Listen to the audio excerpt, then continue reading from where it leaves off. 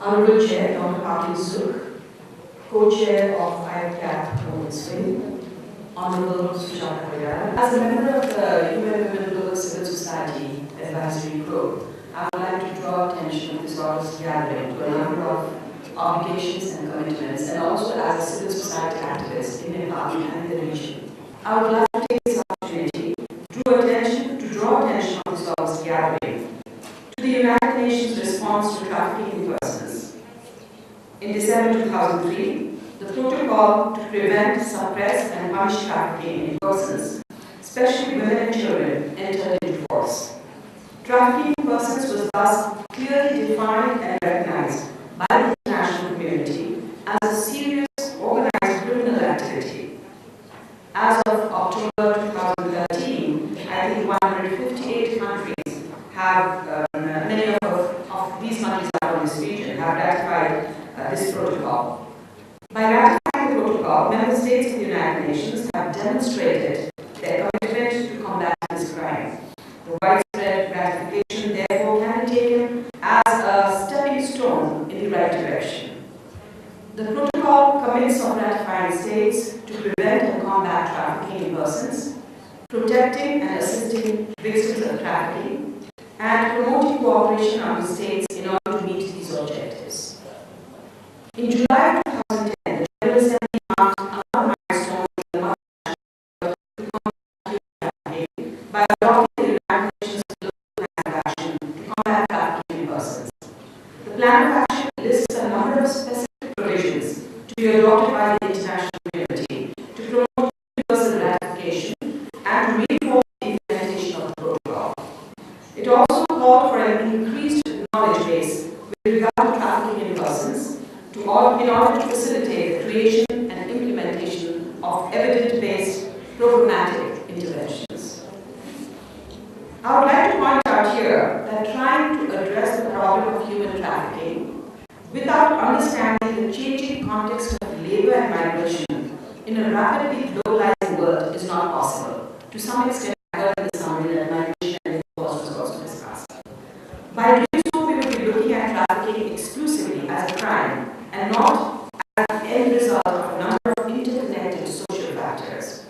Further, our understanding will lack the ability to create progressive political change unless we analyze the complex social reality from a gender and human rights perspective. I do not need to go into details of how heinous this crime is, or the level of impact on trafficked victims, particularly women and children, or the need for sound policies and appropriate criminal justice response, as the speakers yesterday have eloquently presented their scenario. However, as this is a conference organized and attended significantly by parliamentarians, I would like to take the liberty of drawing the attention of the legislators to a few facts. Human trafficking has been continuing throughout the region unabated, with millions of victims falling through the cracks of their own societies only to be exploited by traffickers. My own organization, Sati, here in Nepal, has been working in cross-border anti-trafficking programs since 2000 in certain districts of Nepal. And one of the most worrying trends is that traffickers and perpetrators are part of an organized crime with links to social elites and power, and many times with political leaders getting the protection and protection of political leaders, which makes it impossible to convict the crime. So I think it is very important that this conference, focus on that issue, which is a huge problem, an increasing trend. I personally have many times in the districts that we work in, have caught perpetrators, given them to the police and legal provisions, but after a week, we frustratedly hear that they have been set free because of the power influence. So I think this August group can really make significant progress or commitment in that area. Global and regional awareness of trafficking has increased significantly, and it is encouraging that parliamentarians from this region have shown real initiative to combat this crime, as is validated by this conference.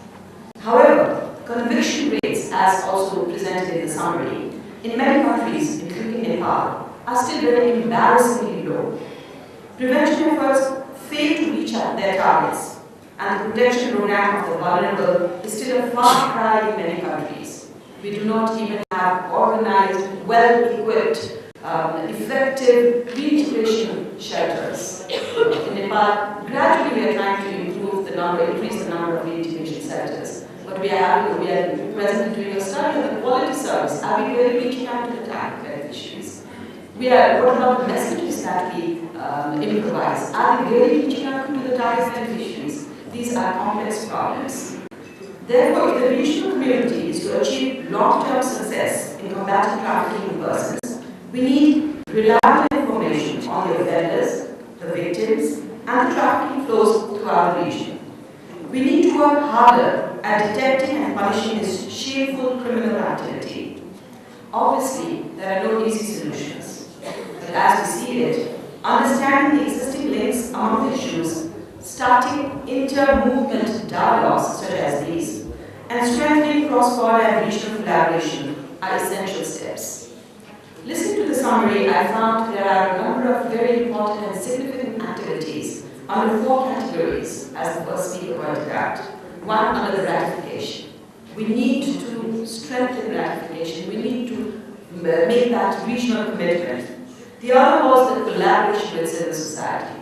Civil society have a lot of experience and have been reaching out to a whole lot of constituencies where the actual government has not been reaching. So I think the collaboration between the civil society and the government and the parliamentarians is extremely important.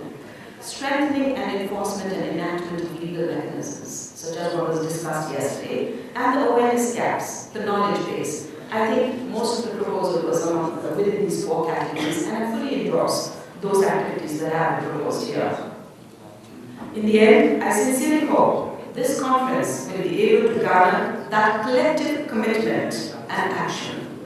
The civil society who have contributed and gained a lot of experience in this sector are ever ready to join hands with the political parties to confront this crime effectively. Thank you very much.